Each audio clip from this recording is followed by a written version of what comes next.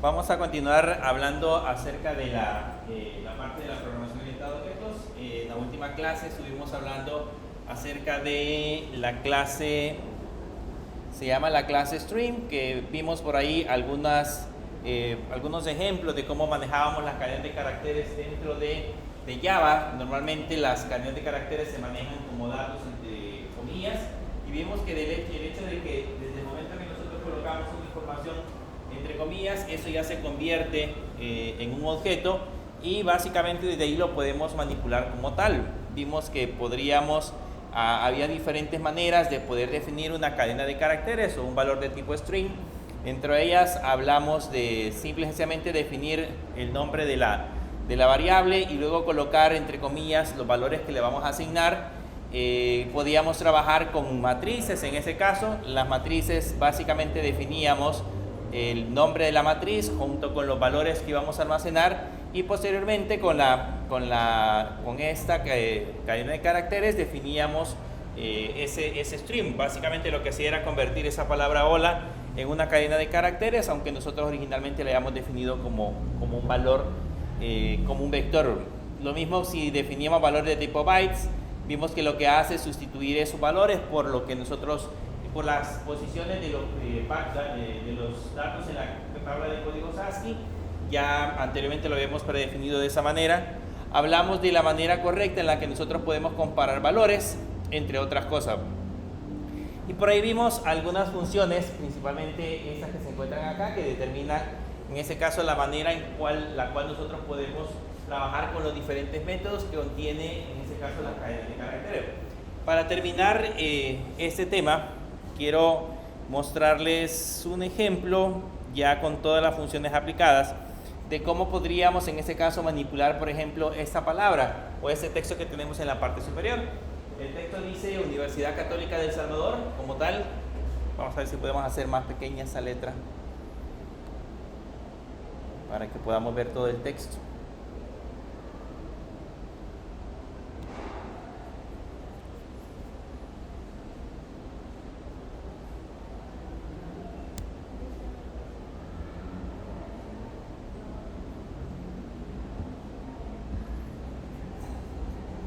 ¿Sí lo alcanzan a ver? Sí. Bien, les decía, lo que queremos hacer ahora es este texto que tenemos en la parte superior que dice Universidad Católica de El Salvador, que es una cadena de caracteres que definimos en la clase anterior. Vamos a crearnos un código que nos permita imprimir esa cadena de caracteres, pero de manera inversa. Digamos que en lugar que diga Universidad Católica de El Salvador de izquierda a derecha, aparezca de derecha a izquierda impreso sobre la pantalla. Entonces lo que tendríamos que hacer sería revertir esos textos que tenemos ahí en una nueva variable. Lo que tendríamos que hacer, según la lógica, sería ir sustrayendo carácter por carácter. Básicamente lo que tendríamos que hacer es sustraer la letra R, sustraer la letra O, sustraer la letra D e irlos acumulando en una nueva variable. Y esa nueva variable va a ser la que va a contener en ese caso esa cadena de caracteres invertida. ¿Cómo podemos hacer ese proceso? Aquí mismo, en ese código, nos podríamos crear una variable que se llame nombre1. Esa variable que se llame nombre1 va a ser la variable que va a almacenar, en ese caso, la cadena de caracteres invertida, en ese caso la cadena de caracteres que tenemos arriba, pero puesta de una manera distinta. Y luego en la parte inferior ya nos podemos crear un comando for, como lo que básicamente vamos a hacer es ir sustrayendo letra por letra. Eso básicamente es un ciclo, es un bucle. Entonces podríamos crearnos con la sentencia for una variable que se llame i, que originalmente esta variable va a tener, vimos por ahí que nombre, que es una cadena de caracteres, tiene una propiedad que sería un método que se llama el método lem, que determina en este caso la longitud. Esta palabra que tenemos acá tiene 35 caracteres, entonces lo que vamos a hacer es que la variable i originalmente va a almacenar en ese caso la primera posición. Solo que si se recuerdan, la cadena de caracteres empieza a contarse desde cero.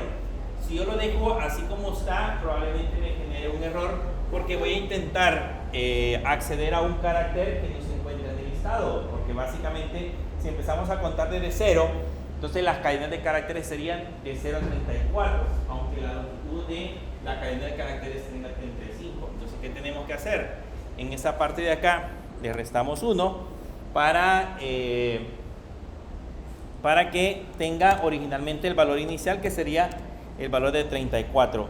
Luego en esta parte de acá le decimos que este proceso se va a ejecutar mientras la variable i sea mayor o igual que 0, y en lugar de incrementar la variable i, la vamos a decrementar. Entonces le ponemos i menos menos. Entonces va a contar, si tiene 35 caracteres, va a contar de 34 a 0. Va a empezar a contar los valores, digamos, de manera regresiva. Y ahora, ¿qué es lo que tenemos que hacer? Pues básicamente le tenemos que decir que a nombre 1 va a ser igual nombre 1 más, y ahí concatenamos lo que tenga nombre en... Aquí hay varias maneras de poder sustraer el carácter.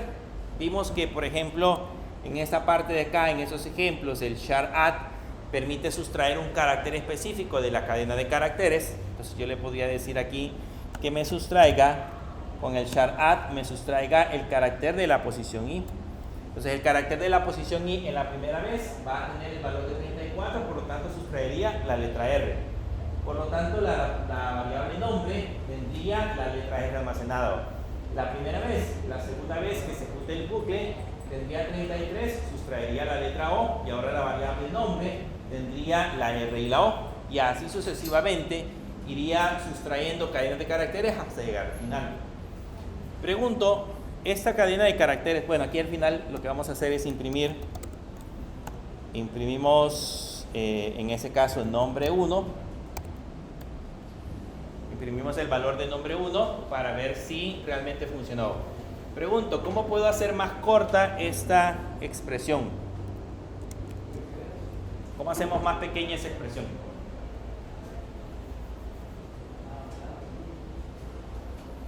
Esa misma expresión, lo voy a comentar ahorita para poderlo colocar abajo más pequeño. ¿Cómo hacemos más pequeña esa expresión?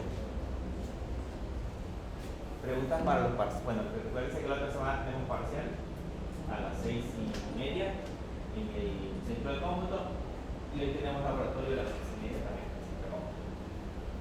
Y esas son de las cosas que pues van a tener el examen, así que va a ir adelantando. ¿Cómo hago para hacer más pequeña esa expresión?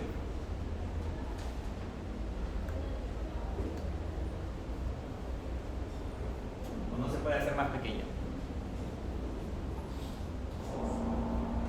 Esa expresión necesito colocarla de manera más corta. ¿Cómo hacemos para hacerla más corta?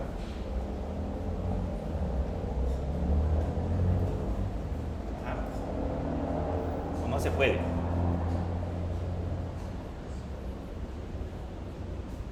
¿No? ¿Perdón? Nombre. Esta misma expresión que tenemos acá la quiero expresar. Básicamente ahí lo que estamos haciendo es concatenando. Si yo quiero hacer el mismo proceso de concatenar, pero que sea más pequeña, porque ahí hemos puesto el nombre 1 igual a nombre 1 más el carácter que vamos a sustraer de la variable nombre. ¿Okay? Entonces yo quiero hacer esa misma expresión, pero más pequeña.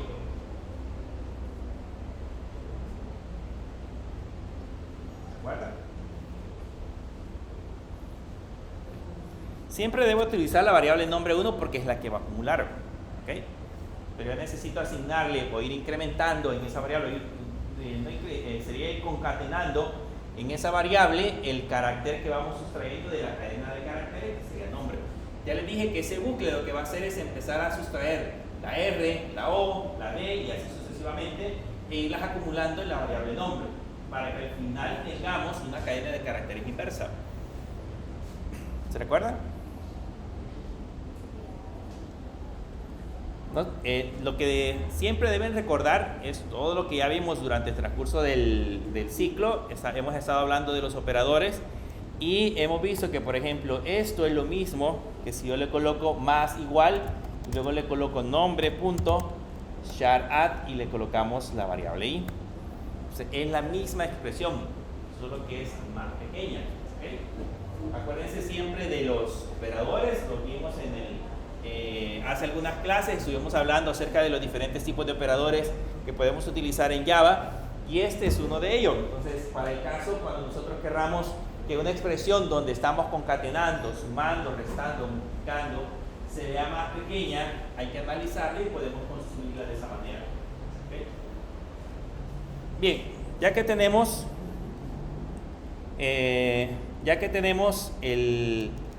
los valores acá construidos, vamos a ejecutar la aplicación.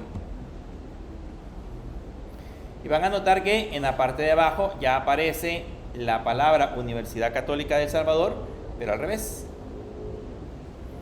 ¿Okay? Escrita al revés. ¿Qué es lo que hace el script? Básicamente, para, digamos, invertir Universidad Católica de El Salvador y ponerla justamente al contrario. Esa misma expresión, alguien podría decir, pero ¿para qué nos puede servir el colocar, digamos, expresiones como esta? Este es un ejemplo y lo hemos sacado de lo que tenemos ahorita, de lo que hemos colocado dentro de la aplicación. Y alguien me podría decir, pero ¿para qué me puede servir el invertir, por ejemplo, una palabra? Pues podría ser que, por ejemplo, nosotros querramos enviar, también digamos que codificados, quisiéramos enviar información de un punto a otro codificados. Pues una manera podría ser invertir las frases. ¿Okay? Si nosotros invertimos las frases y las enviamos, entonces probablemente al otro lado alguien tendría que ser un buen analista de código para determinar que lo que hemos hecho es inversión de datos y así más o menos volver a reconstruir la frase original. Esa podría ser una cosa. La otra cuestión es, cuando estamos trabajando, les voy a poner aquí un ejemplo. Cuando estamos trabajando, en el caso de nosotros, en la empresa donde yo trabajo, trabajamos con dispositivos de rastreo, que son dispositivos de posicionamiento satelital. Entonces, lo que hacen los dispositivos de rastreo es que si ustedes se los conectan a un vehículo, esos constantemente se están conectando a internet y están enviando la ubicación del dispositivo en tiempo real. Nosotros podemos saber en tiempo real dónde se encuentra ubicado un vehículo cualquiera, pero esa información se envía a través de internet hacia una aplicación que está puesta al otro lado de un servidor.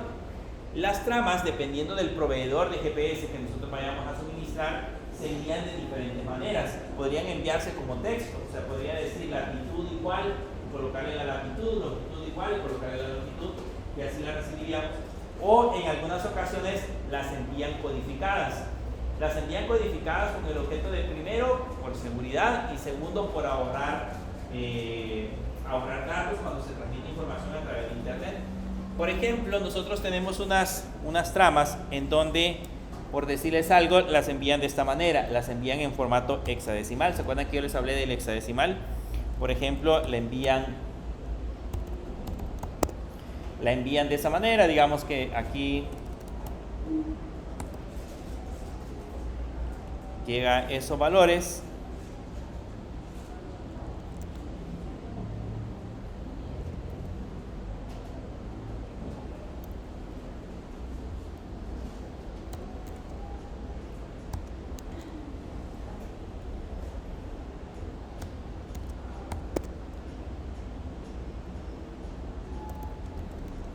Este, por ejemplo, es un ejemplo de una trama en hexadecimal. Ahí hay algo escrito, hay alguna información que está escrita. Dentro de los manuales del proveedor hay dentro de ese, por ejemplo, que yo les quiero dar como ejemplo, hay una regla que dice que todos los datos escritos como FD01 lo vamos a cambiar por el valor FE, y todos los datos escritos como FD02 los vamos a cambiar por FD. Esa es una regla que viene en el manual. Básicamente lo que hacemos es sustituir una trama por otra. Pues curiosamente, si se dan cuenta, aquí por ejemplo tenemos SFD01 y tenemos SFD02. Entonces, si yo quisiera crear ese algoritmo, ¿qué tendría que hacer? Algo similar a esto. Tendría que empezar a sustraer carácter por carácter de lo que tenemos acá y luego crearme una nueva trama con los nuevos valores que me está pidiendo el proveedor. Créanme de que al final de cuentas, ese proceso que tenemos ahí, cuando ya nosotros lo creamos en la aplicación, es un proceso muy complejo porque a través de eso nosotros podemos codificar la información que viene del GPS. Y esa es una manera en la que nosotros lo podemos hacer, así que ahí es donde se cobra lo importante el que uno pueda manejar cadenas de caracteres. Se van a presentar situaciones como esas donde tenemos que sustraer datos y almacenar información. Otro ejemplo clásico, los números de carnet que ustedes tienen están conformados por el número del el año en el que ingresaron, las fechas iniciales de sus apellidos, más un código de carrera, ¿cierto? Entonces, ese código, cuando se genere, en ese caso, números de carnet automáticos, podríamos sustraer la primera letra del apellido, la primera letra del segundo apellido y unirlas. Y eso generaría en ese caso su código de carrera. ¿Cómo lo pueden hacer? Haciendo uso de las funciones que acabamos de mencionar.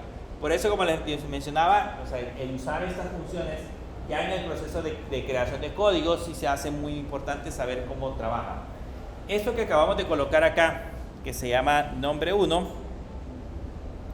también hay otra manera de poderlo sustraer. Digamos, la primera forma.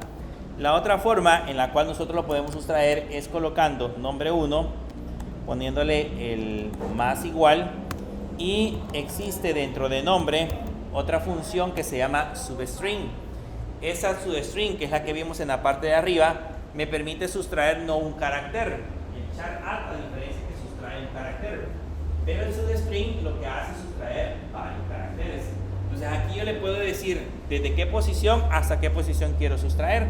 Sería desde la posición i, y aquí le ponemos un i más 1 para decirle que el carácter que voy a sustraer es, digamos, si es la posición 34, sería desde la posición 34 hasta la posición 35. Entonces, y así ese código que ustedes tienen ahí le va sustrayendo carácter por carácter. Entonces, esa es otra forma de cómo nosotros podríamos sustraer, en ese caso, cadenas de caracteres. Si aquí le pongo, por ejemplo, i más 2, entonces yo podría sustraer 2 caracteres. O i más 3, ahí podría sustraer 3 caracteres. Y así sucesivamente. Entonces, para eso sirve, en ese caso, ese substring. ¿Preguntas? Vean que es un código muy simple, es simple sencillamente de transcribir un texto que ya tenemos definido y convertirlo en impreso, digamos, al revés. Eso es todo lo que hace el código, escribirlo en reversa. Pero es muy útil si a nosotros más adelante le vamos buscando algún tipo de aplicación. ¿Okay? Bien, con eso terminamos los fundamentos de Java. Todo lo que hemos visto hasta ahorita, las índices de control, la clase string, el uso de variables, cómo se definen las constantes, los diferentes tipos de operadores. Esa es la parte fundamental de Java, digamos la base que ustedes deben de conocer del lenguaje como tal. Pero recuérdense que el lenguaje como tal, en ese caso, es un lenguaje orientado a objetos, es programación orientada a objetos. ¿Okay? Para eso está creado Java. Java de por sí es un lenguaje que trabaja bajo ese paradigma de programación. Entonces, a partir de ahora, vamos a empezar a ver ahora cómo aplicamos el paradigma de programación orientado a objetos, pero para Java. Entonces, vamos a aprender de nuevo, vamos a recordar muchos de los conceptos que ustedes ya vieron en el ciclo pasado, pero los vamos a reestructurar ahora con la metodología que nos proporciona el lenguaje de programación. Entonces, lo primero que vamos a hacer antes de empezar a escribir código es que vamos a recordar algunos de los conceptos.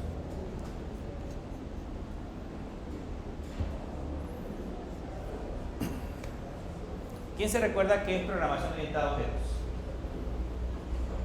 ¿Vieron un concepto en el ciclo pasado? ¿Sí? ¿Qué es programación orientada a objetos? Si en alguna entrevista les preguntaran, mire, defíname en sus propias palabras qué entiende por programación orientada a objetos, ¿qué le responderías?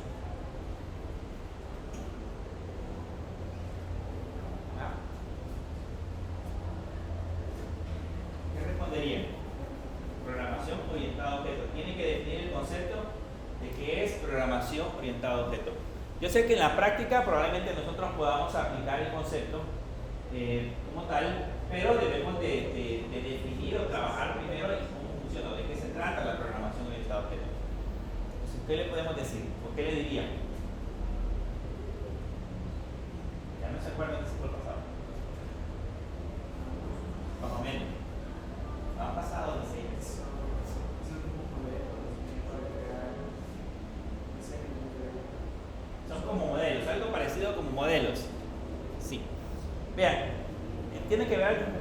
parte de los modelos. Les voy a poner un ejemplo.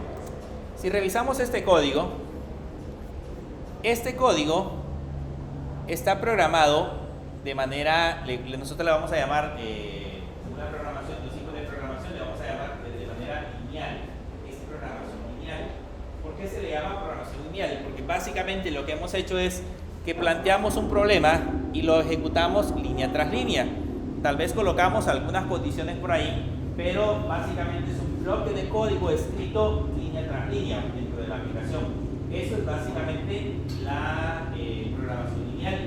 ¿Qué pasaría, por ejemplo? ¿Cuántas líneas de código haríamos? Imagínense si nosotros quisiéramos crearnos un sistema de registro académico para la universidad.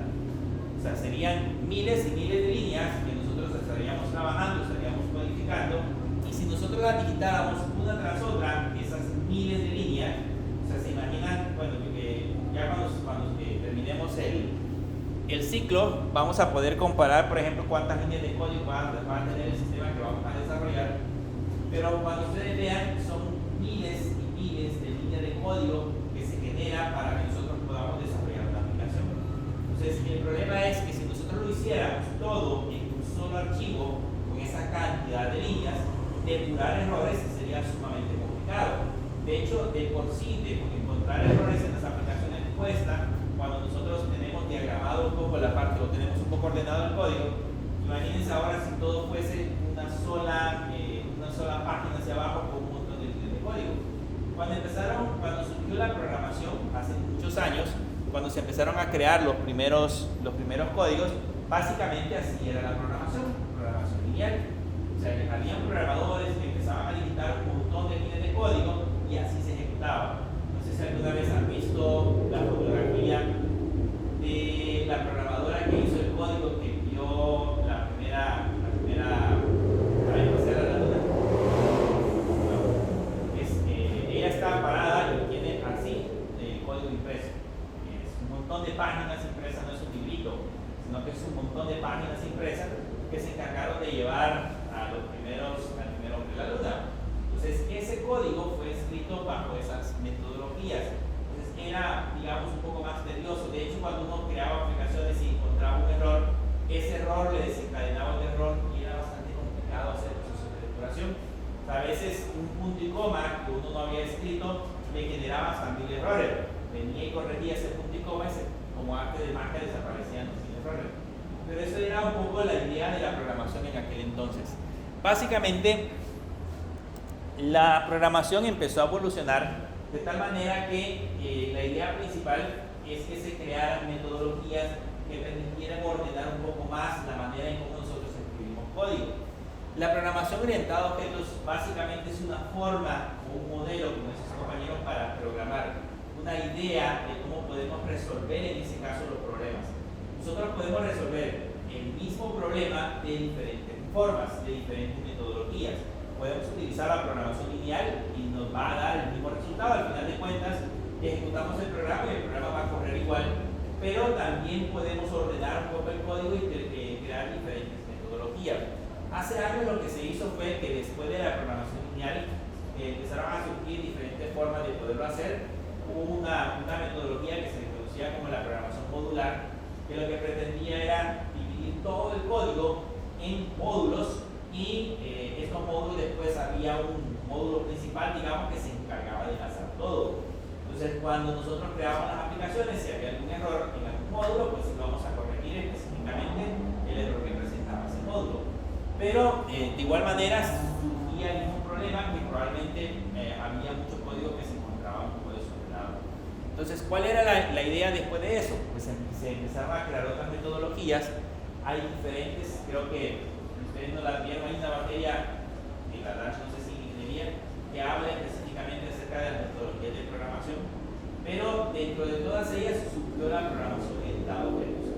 ¿Qué hace la programación orientada a objetos? Según la definición, lo que pretende la programación orientada a objetos es una ideología de trabajo que permite resolver problemas de código como que si fuesen del mundo real, como que si nosotros estuviéramos resolviendo un problema en el mundo real, o tratar los elementos de código como que si esos elementos de código fuesen elementos del mundo real.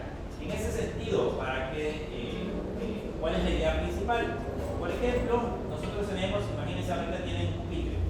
Este pupitre tiene ciertas características, tiene una altura, tiene una anchura, tiene, digamos, una densidad, etcétera, etcétera. Esas son características. ¿Para qué sirve el pupitre? Para, pues, apoyar cada uno o colocar dentro de él cada una de las cosas que nosotros usamos para la clase. Entonces, esa es la utilidad. Por ejemplo, un automóvil, porque hablamos de un automóvil tiene ciertas características: el color del carro, la cantidad de llantas que tiene el carro, si es de transmisión, pues, si es de transmisión manual o automática, por ejemplo, la cantidad de personas que caben en el carro. Todas esas son características propias que tiene el automóvil. Ese es un objeto. Y dicho automóvil ejecuta acciones como, por ejemplo, frenar, acelerar, por ejemplo. Esas son parte de las acciones que puede ejecutar un automóvil. Entonces, eso básicamente es la programación orientada a objetos. Esos elementos, esos objetos, los tratamos de convertir en elementos que tienen características, que le llamamos propiedades, y que tienen, en ese caso, acciones que normalmente nosotros le vamos a llamar métodos. Ese es el concepto principal de la programación orientada a objetos. Ahora bien, si hablamos, por ejemplo, de esa abstracción, de convertir esos elementos a una idea principal, por ejemplo, aquí en la universidad, ustedes saben de que hay un montón de gente. Ese montón de gente viene de la universidad y cada uno tiene diferentes roles. En ese caso, por ejemplo, podríamos crearnos un objeto que se llame persona, y ese objeto que se llame persona, ¿qué propiedades podría tener? Esas propiedades podrían ser que tenga, en ese caso, un nombre, una dirección, un teléfono, la edad. Esas son características de esa persona. ¿Y qué acciones podemos hacer sobre esa persona? En el caso que sea un estudiante, pues le podemos ingresar notas para el estudiante, podemos guardar sus datos personales. Esas son acciones que vamos a ejecutar sobre ese elemento que se llama persona. Entonces, esa es la idea de la programación orientada a objetos. Que los elementos hagamos un proceso de abstraer, digamos, de convertir, en este caso, el elemento en un objeto de código donde vamos a tener características o propiedades, y vamos a tener, en este caso, elementos que se le conocen como métodos. Esa es la idea principal, y una de las cosas esenciales que pretende la programación orientada a objetos es evitar la duplicidad de código. Si nosotros trabajamos en programación lineal, es muy probable que haya ciertas acciones que las vayamos a repetir. Hayan ciertos bloques de código que los tengamos que colocar varias veces, cálculos que vayamos a realizar, que los pongamos varias veces. ¿Cuál es el problema? Si ese cálculo falla en algún punto dado, nosotros tenemos que ir a corregir todos los lugares donde se encuentra ese cálculo para que poder hacer, digamos, la corrección del código. En este caso, si lo hacemos a programación orientada a objetos, la idea es que ese código debería de estar puesto en un solo lugar, y si existe alguna corrección que le tengamos que hacer, pues vamos, corregimos esa parte del código y debería de corregirse toda nuestra aplicación. No tenemos que estar buscando en diferentes partes para poderlo corregir.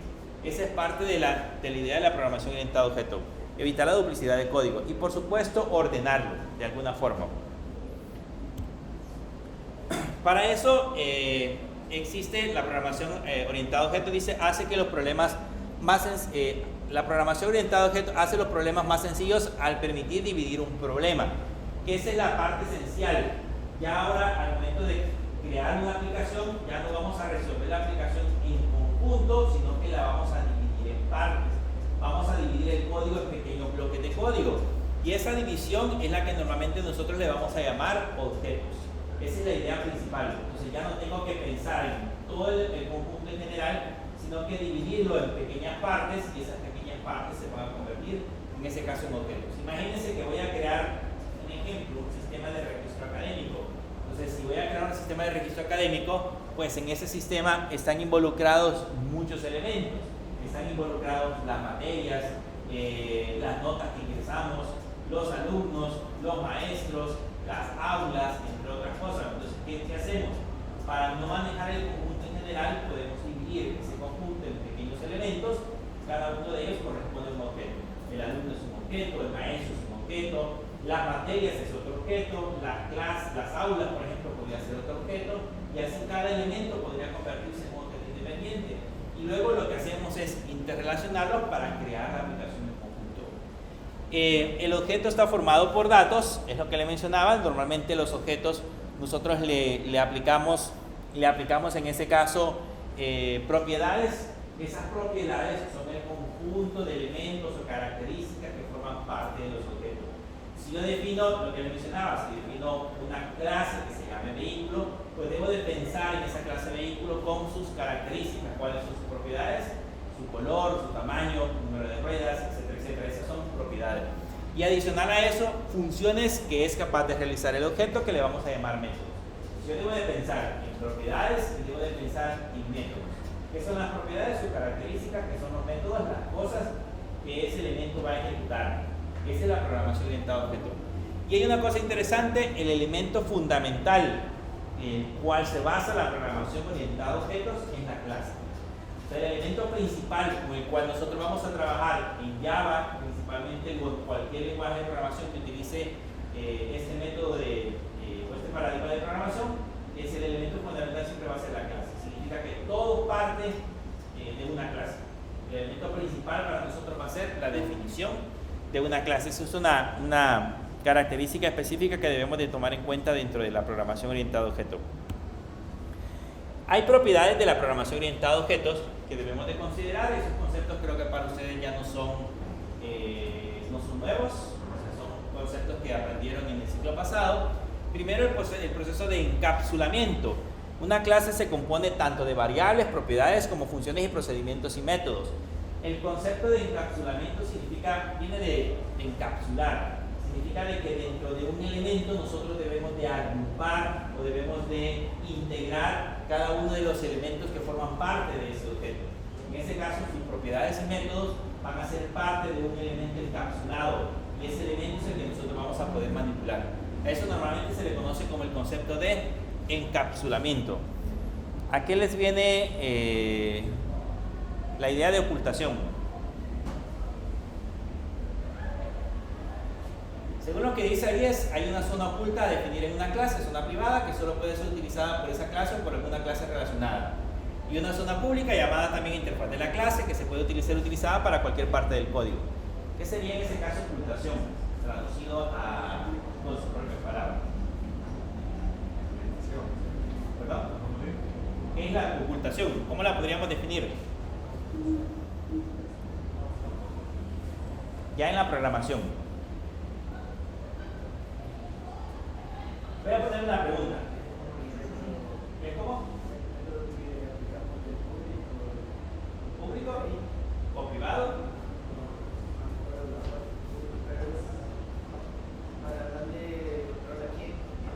Tiene acceso a esos elementos. Básicamente le voy a poner un ejemplo clásico.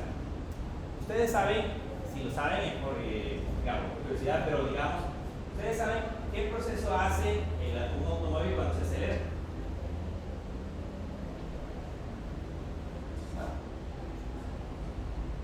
Cuando nosotros aceleramos o frenamos internamente, ¿qué es lo que hace? ¿Quién lo sabe? El mecánico. A nosotros no nos interesa, quien lo sabe es el mecánico.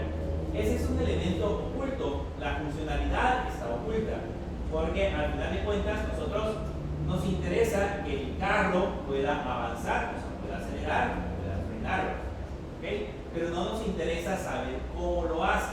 Ese proceso lo tiene que saber la persona que se encarga de trabajar con el proceso de reparación del automóvil. Pero nosotros no, si lo vamos a utilizar, pues simplemente lo que necesitamos es decirle que avance o que se detenga. Lo mismo sucede con las clases. Cuando nosotros definimos, como los objetos, cuando nosotros definimos un objeto y le definimos algunas funcionalidades, muchas de esas funcionalidades van a estar ocultas. O sea, nosotros le podemos decir, calcúleme el promedio global de un alumno, y le vamos a mandar a llamar esa funcionalidad, pero no vamos a saber cómo funciona porque ese proceso lo vamos a ocultar. No le interesa, la persona que va a utilizar nuestro código, no le interesa saber cómo nosotros lo hacemos. Por darles un ejemplo, cuando usamos la clase scanner, usamos para introducir valores. En la clase scanner, cuando ustedes le piden a Java que permite introducir datos, ustedes no saben cómo lo hacen, cómo internamente captura los datos en la memoria, los interpreta del lado del teclado y los almacena en una variable. No lo saben, pero existe el método y lo único que nosotros hacemos es mandar a llamar ese método. Entonces el proceso, ese código es un proceso de ocultación. Se hace a través de elementos privados. Lo que nosotros tenemos que hacer es definir elementos privados que solamente van a servir para el funcionamiento propio del código, del objeto, pero pues no es necesario que lo expongamos directamente al público. Entonces eso normalmente se le conoce como ocultación. O sea, va a haber una interfaz privada, una zona que no deberían de conocer, y lógicamente va a haber una interfaz pública que es la que va a permitir activar esas funcionalidades. Si vamos a crear una clase, si vamos a tener una clase vehículo, yo voy a definir el código interno que va a ser el proceso de acelerar, pero yo solamente voy a exponer el método que se llama acelerar. Mando llamar a acelerar, ¿cómo lo hace? No importa. Ese proceso se le llama ocultación. ¿Qué es el polimorfismo?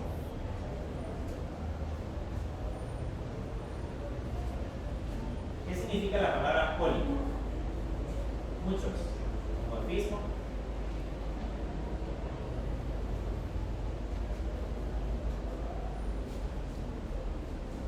Poli significa muchos. Dimorfismo. ¿Se acuerdan?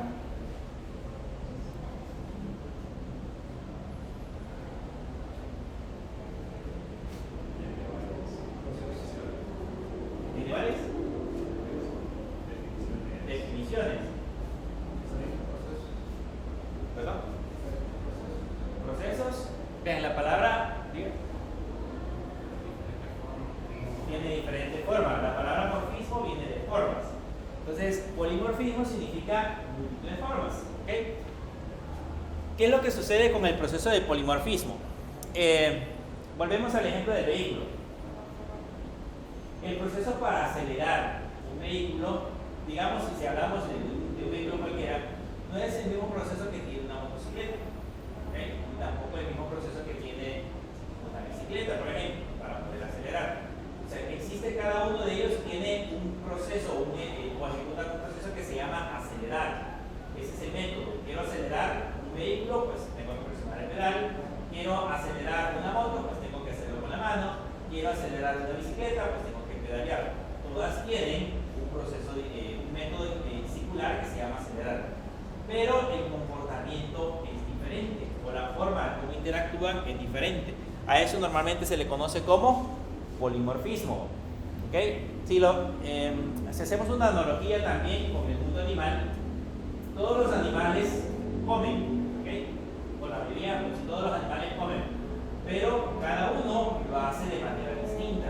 Digamos que todos tienen ese proceso de poder ejecutar esa acción de comer, pero cada uno lo hace de manera distinta. ¿Okay? Algunos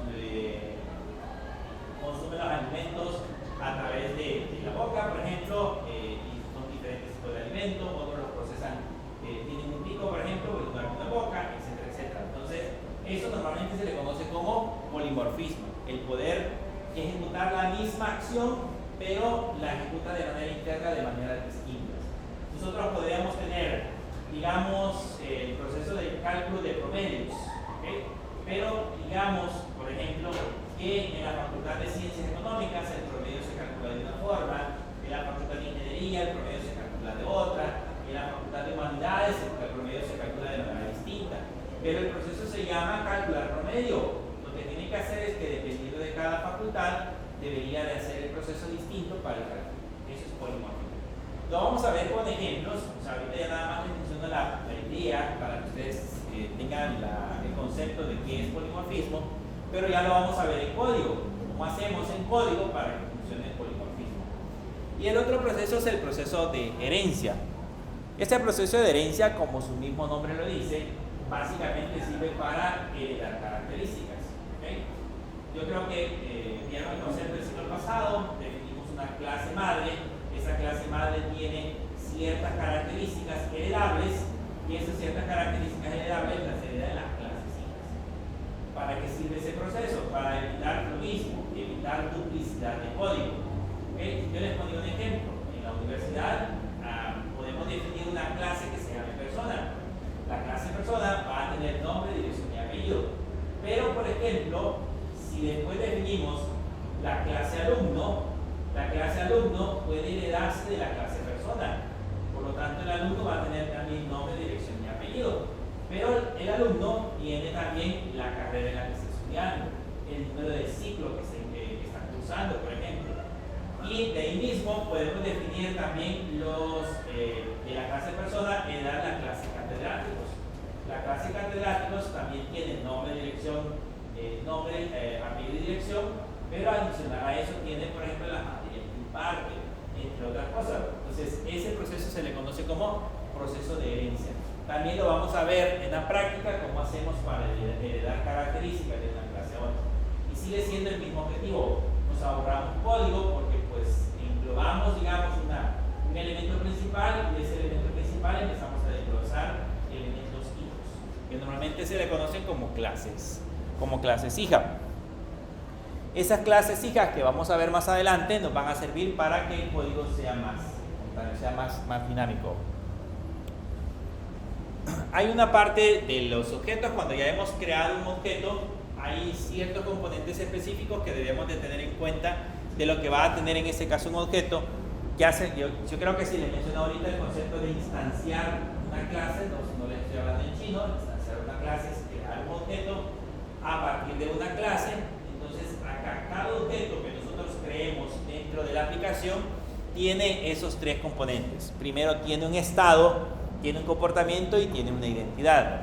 Cuando hablamos del estado, por ejemplo, un alumno puede estar matriculado o no matriculado, ese es un estado. Puede estar inscrito o no inscrito en una materia, ese es el estado. Si hablamos, por ejemplo, de la clase vehículos, si definimos un vehículo, puede estar encendido o puede estar apagado, ese es el estado del objeto. Entonces, esas características que definen el estado del objeto se le conoce como parte de los elementos que conforman este tipo de objeto. Además de eso, tiene un comportamiento, o sea, las cosas que se pueden hacer con esos objetos. El comportamiento mismo, digamos, las acciones que se pueden ejecutar sobre esos elementos. ¿Qué cosas puedo hacer sobre un alumno? Puedo matricularlo, cuando ustedes van a desinscribir materias, puedo desinscribir materias, puedo calcularle notas, puedo imprimirle boletas. Ese, por ejemplo, sería, en ese caso, las características que puedo hacer o las acciones, comportamientos que puedo hacer sobre ese objeto.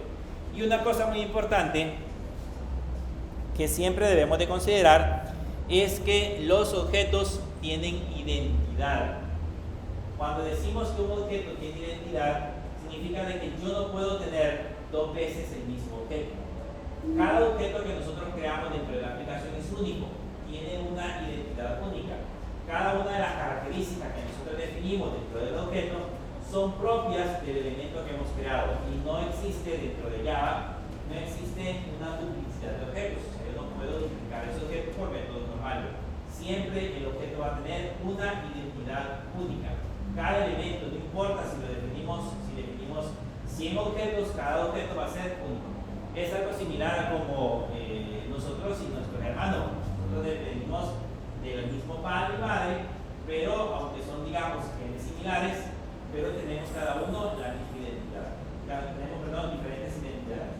Entonces, eso es algo similar a lo que corresponde a la parte de esos elementos. Por lo tanto, siempre hay que respetar esa parte, o hay que recordarla. Cada elemento, cada objeto es único y no se puede duplicar. ¿Y qué son las clases? Las clases al final son como plantillas, ¿ok? Que sirven para definir un objeto. Por eso les decía, el elemento fundamental de la programación orientada a objetos, en el caso de Java, es la clase. Todo parte de una clase. Lo que nosotros hacemos es crear una clase. La clase le sirve en ese caso a Java para decidir cuáles van a ser las características y los comportamientos que va a tener cada objeto.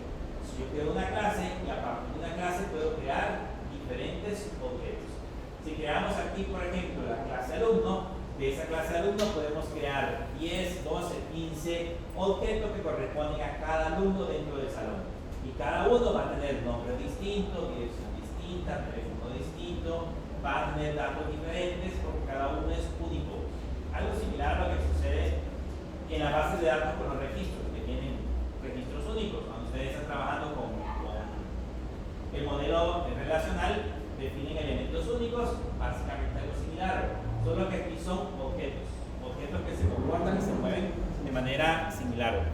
Ahora bien, esa clase por definición incluye, cuando definimos una clase, eso quiero que recuerden, cuando definimos una clase, básicamente le vamos a poder agregar estos 4 elementos.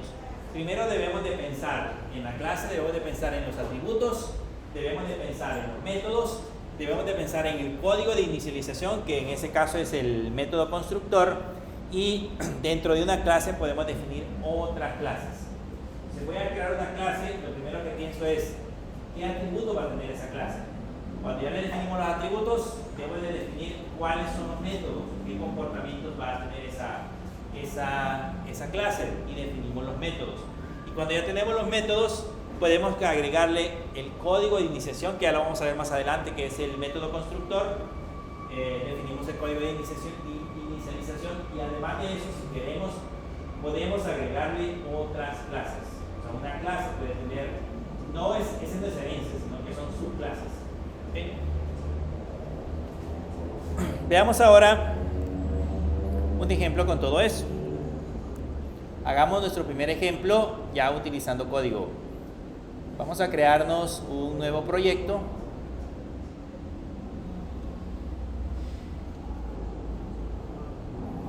Siempre sería un Java Application. Y a este le vamos a poner clase. Pero la última fue la clase 5. Entonces le vamos a poner clase 6-2025.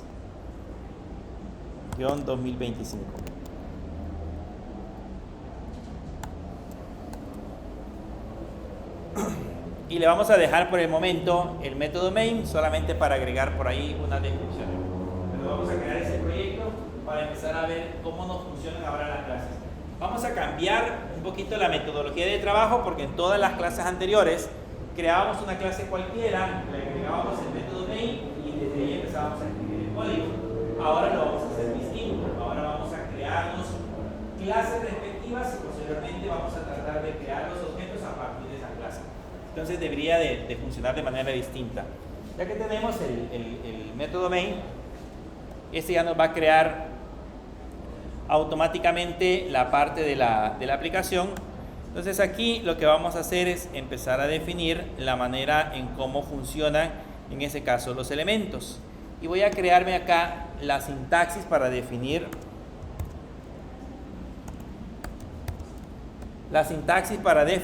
una clase.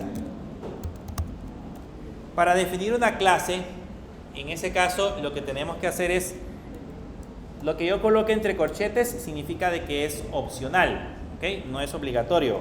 Primero debemos de definir el acceso. Después debemos de colocar, en ese caso, la palabra class, esa es obligatoria, y después el nombre de la clase. Generalmente el nombre de la clase por regla se define colocando la primera letra mayúscula, y si está compuesta por una frase, entonces se le coloca a cada frase, a cada palabra de la frase se le coloca con la letra mayúscula. Por ejemplo, acá hemos definido el nombre de la clase. Si voy a crear una clase que se llame alumnos, pues le voy a poner alumnos con la mayúscula. Si voy a crear una clase que se llame materias por ciclo, por ejemplo, entonces le voy a poner materias con la N mayúscula, por con la P mayúscula, ciclos con la C mayúscula.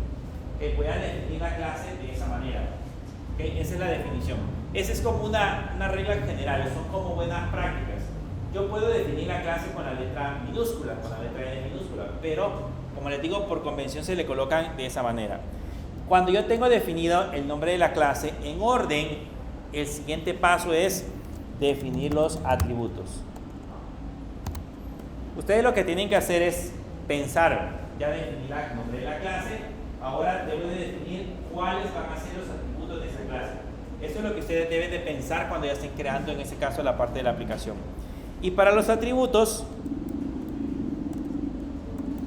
definimos siempre el acceso, que es opcional. Ya les voy a explicar qué es el acceso.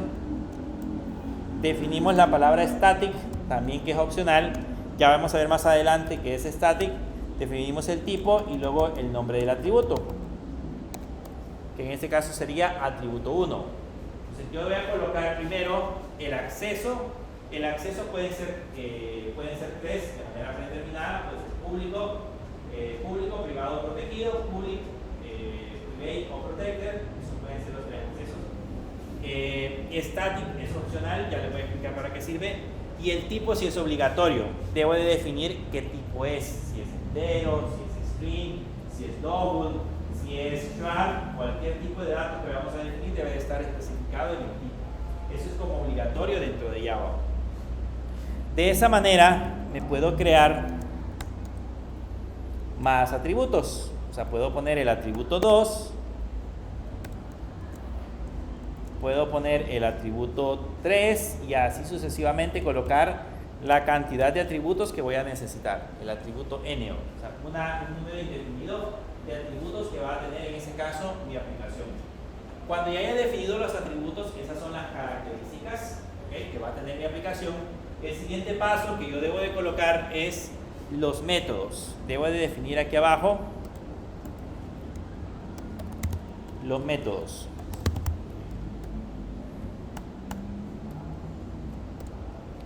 En el caso de los métodos, ahí debo de pensar también cuál va a ser el comportamiento. O sea, qué cosas son las que yo voy a necesitar que la clase haga. Cuando el objeto sea definido a partir de esa clase, debo de distinguir qué es lo que yo necesito que haga.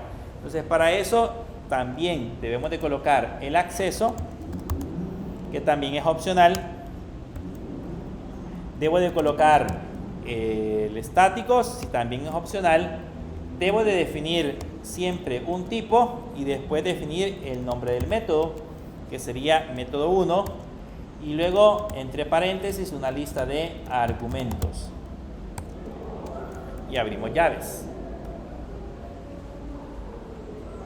Siempre lleva el acceso. Static, ya lo van a entender para qué sirve. El tipo, ese es importante porque yo debo de definir si este método va a retornar algún tipo de valor.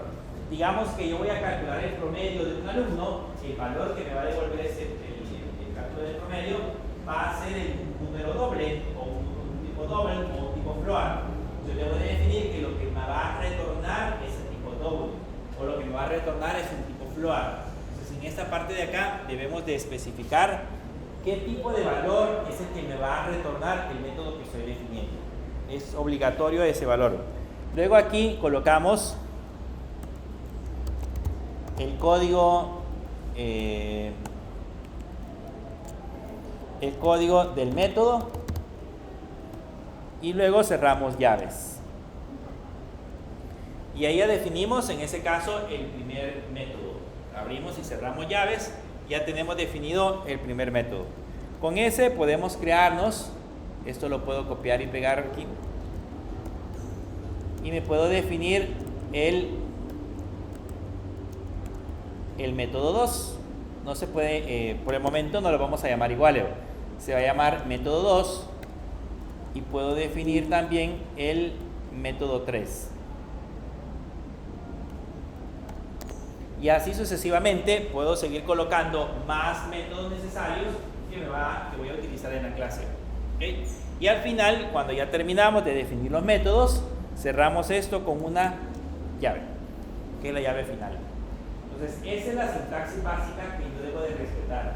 Esa se la tiene que utilizar. Saber que una clase tiene la definición de la clase, posteriormente tiene la definición de propiedades, posteriormente tiene la definición de métodos y ahí finaliza. Estas propiedades que tenemos acá no necesariamente las tenemos que definir al principio. Hay quienes que, por ejemplo, cuando están trabajando definen una propiedad, método, solo que es un tanto desordenado, porque pues para encontrar las propiedades tengo que ir a revisar todo el código, y para encontrar los métodos tengo que ir buscando parte por parte. Sin embargo, si lo hacemos así, primero definimos las propiedades y después definimos los métodos, el código queda más ordenado. O sea, es mejor hacerlo de esa manera. Primero pensemos en qué propiedades y después pensemos en qué métodos van a ejecutar esas propiedades.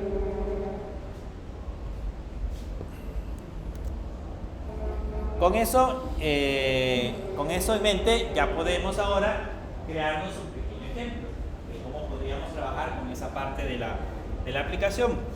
Para eso nos vamos a crear una clase por aparte.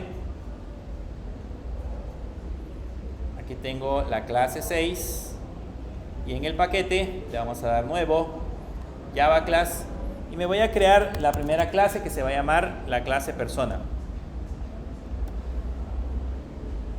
¿Okay?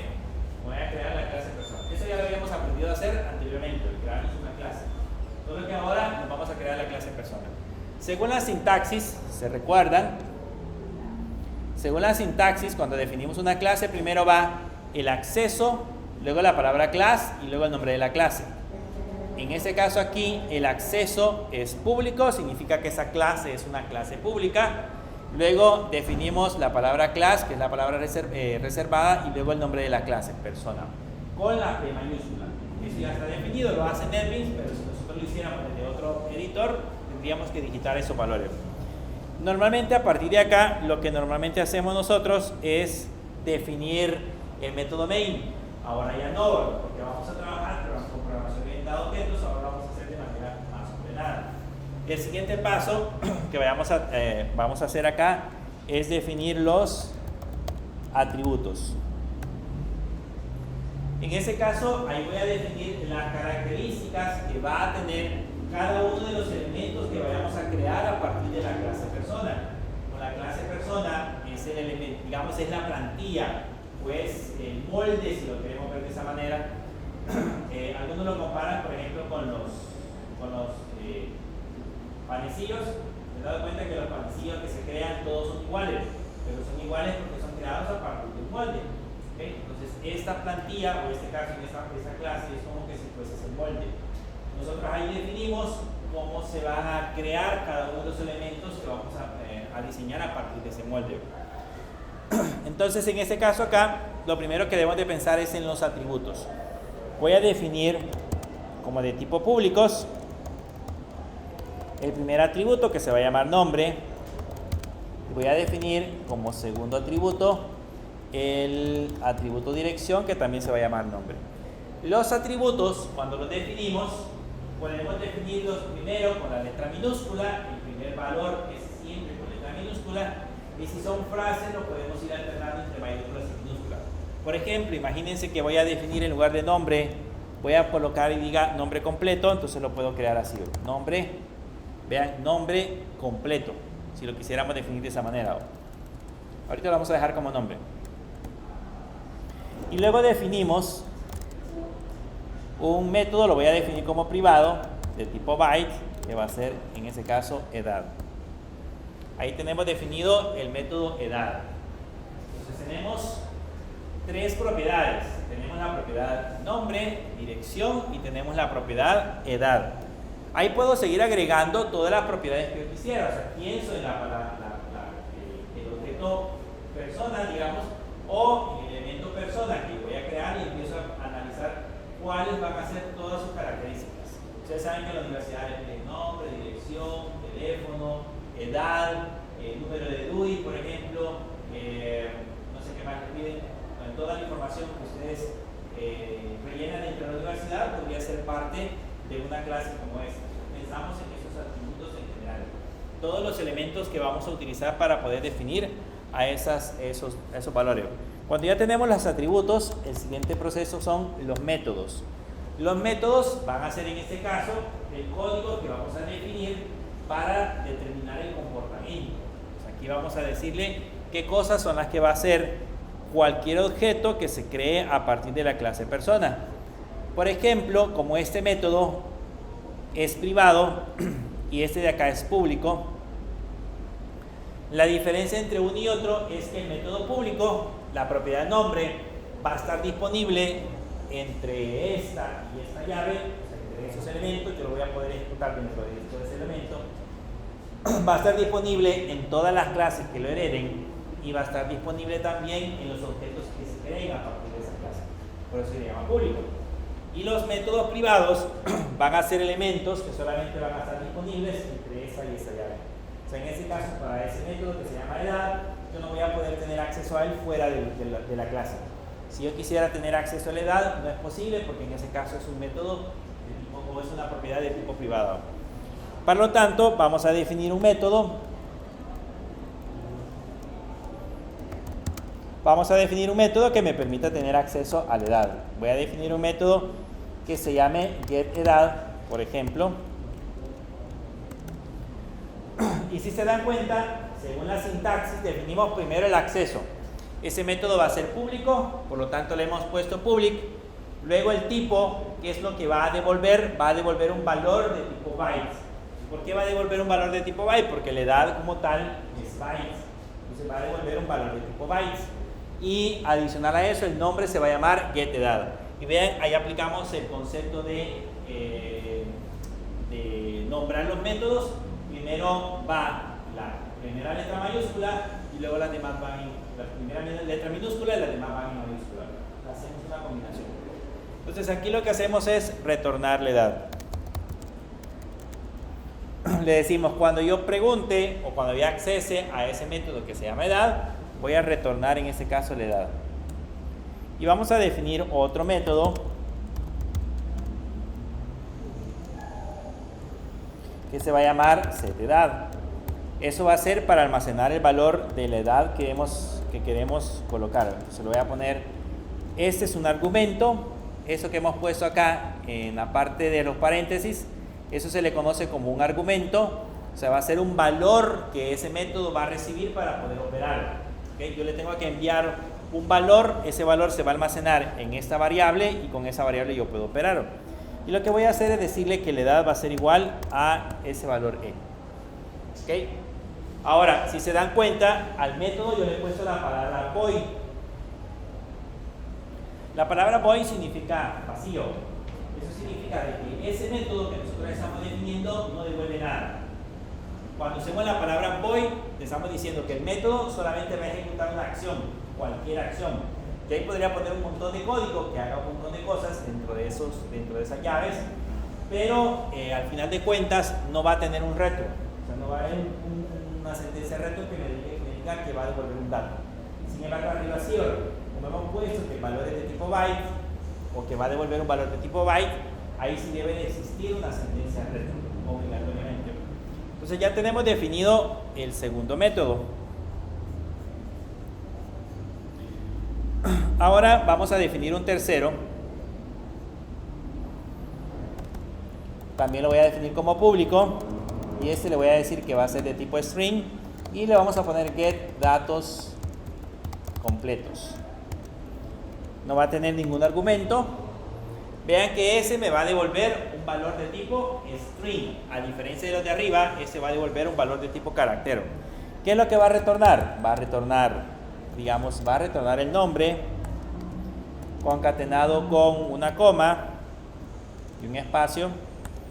Va a retornar la dirección concatenado con una coma y un espacio.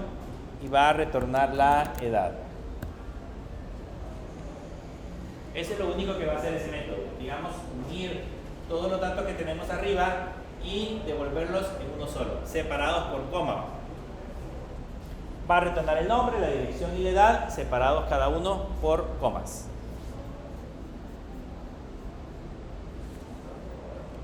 Y con eso ya tenemos definida nuestra clase. ¿Okay? Si se dan cuenta, separaditos, los atributos primero, luego las definiciones de los métodos en la parte de abajo, donde cada uno pues ejecuta una acción específica y al finalizar los métodos, con eso ya tenemos definido el argumento. Ahora, si yo trato de ejecutar esta clase, vean, si yo le doy clic derecho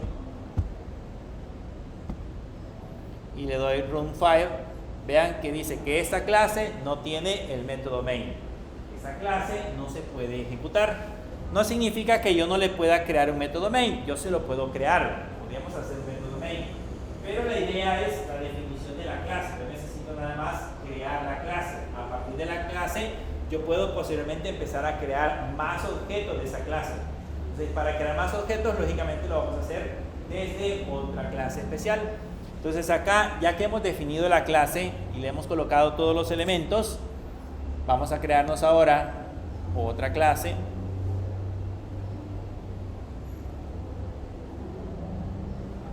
que se llame, por ejemplo, demo persona.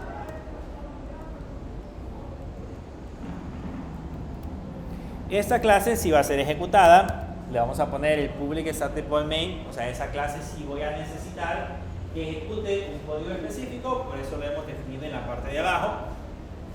Y a partir de acá vamos a empezar a crear los diferentes elementos. Entonces, ¿qué es lo que vamos a hacer aquí? Vamos a crear el proceso de instanciar un objeto de la clase persona. Cuando hablamos de instanciar un objeto de la clase persona, nos referimos a crear un objeto a partir de la clase persona. ¿Okay? Bien, ¿cómo lo vamos a crear? Como cualquier variable. Le digo que el tipo de dato es persona. Voy a crear un objeto de la clase persona, entonces le voy a poner persona. Le voy a poner obj persona igual a new persona. Entonces, con eso ya le estoy diciendo a Java, ahora, después de haber definido la clase, ahora yo voy a crear un objeto a partir de esa clase. El objeto se va a llamar obj persona y lo vamos a crear a partir de la clase persona. ¿Qué es lo que va a suceder? Ahora, este objeto que acabamos de crear acá, este objeto se creó a partir de este modelo. Entonces, ese objeto ahora tiene estas características. Tiene 3 propiedades: nombre, dirección y edad, solo que la edad es privada. Tiene 3 métodos: el getEdad, el setEdad y el getDatos completos. Cada uno de ellos ya los tiene directamente asociados a él. Por lo tanto, yo le puedo poner obj persona igual, dígame un nombre. ¿A quién ponemos? ¿Cómo? José. ¿Apellido? ¿Cómo? Ortiz. Aquí sería obj persona punto. Si le agregamos punto, van a notar que ahí tiene nombre y dirección. Ok, ya le pongo José Ortiz.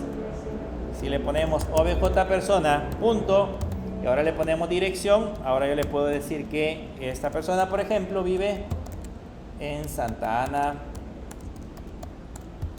Centro. Vive en Santa Ana Centro. Ya tiene 2 características. El objeto que acabamos de definir, que se llama persona, ahora tiene la propiedad nombre y tiene la propiedad dirección. Y esa propiedad dirección ya le asignamos José Ortiz, que vive en Santa Ana Centro. ¿Qué nos hace falta? Asignarle la edad. Pero si se dan cuenta, yo le puedo poner obj persona punto, y si revisamos edad, van a notar que edad no existe. En el listado de datos que aparecen acá, edad no está disponible. ¿Por qué no está disponible? Porque edad es de tipo privado. Entonces, como es de tipo privado, entonces ahora yo le tengo que asignarlo de otra manera. El método es usando el setEdad. Más adelante les voy a explicar para qué sirven esos, por qué hay que crear un set y un get para asignarle valores, pero por el momento solamente para colocarlo. Aquí le puedo decir que tiene 25 años. Y ya tenemos definido, en este caso, el elemento. José Ortiz de Santa Ana Centro tiene la edad de 25. Solo que aquí me da error. Si le pongo el mouse encima, dice tipos incompatibles. ¿Qué tipo de valor le estoy enviando acá? Ese 25, ¿qué tipo es? Es entero. Y al otro lado, ¿qué estamos esperando? Un valor de tipo bytes. ¿Qué puedo hacer para solucionar ese problema? ¿Cómo hago para convertirlos?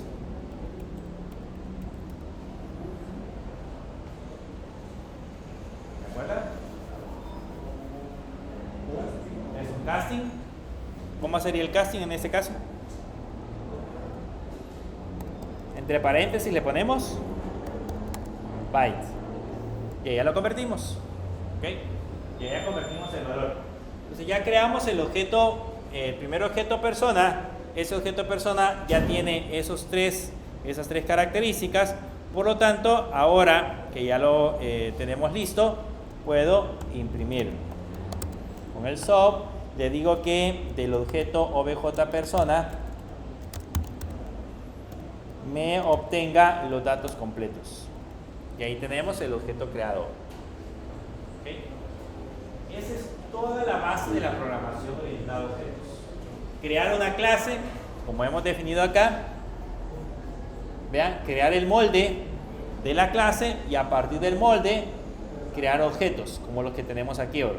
Ahora este sí es ejecutable. Si yo lo ejecuto, ya me aparece aquí José Ortiz de Santa Ana Centro y que tiene 25 años. Entonces ya cambió en ese caso los valores que tenía almacenado.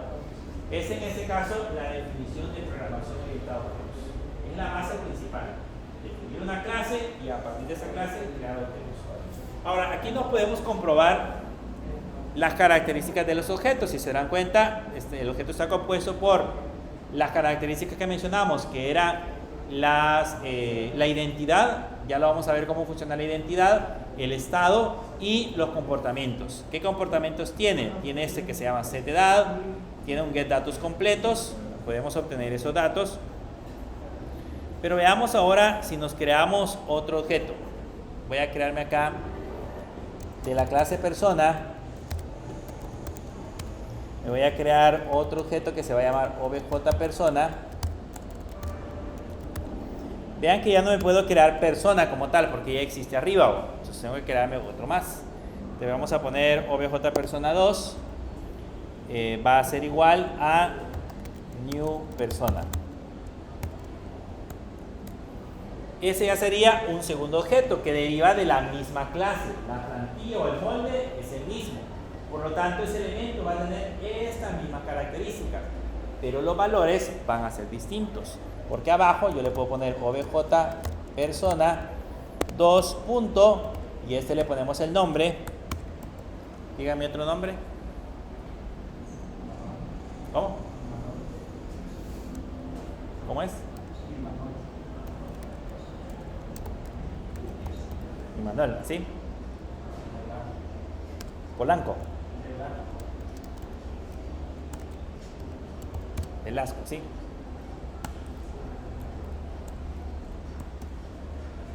Allá tenemos el nombre y a este le podemos decir que obj persona 2 punto dirección vive en...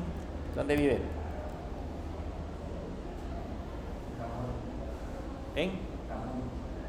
Ahí sería Santa Ana Norte. Sí, ¿verdad?